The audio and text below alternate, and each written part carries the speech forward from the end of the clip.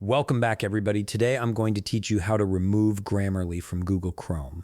Whether you're looking to free up browser resources or simply want to try a different writing assistant, this process is straightforward and takes just a couple of minutes.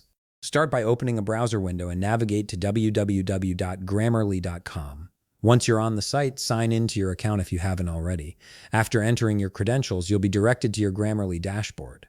This is where all your documents and settings are stored, so you should see your workspace load up shortly. Give it a moment to fully display everything, as it might take a few seconds depending on your internet connection. Once you've successfully signed in and your documents have loaded up, we can move forward with removing Grammarly from Google Chrome. The process is pretty straightforward. Look near your address bar at the top of your browser window. You'll notice a puzzle-looking icon. This is your extension settings button. Click on it to reveal all the extensions currently installed under your Google Chrome browser. This menu gives you quick access to manage all your browser extensions in one place. From here, scroll through the list and look for Grammarly among your installed extensions.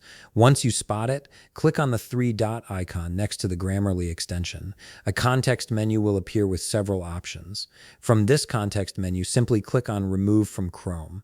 This action will trigger a confirmation window to pop up, asking you to verify that you really want to remove the extension. This is Chrome's way of making sure you don't accidentally delete something important. Simply click on Remove to proceed with the removal process.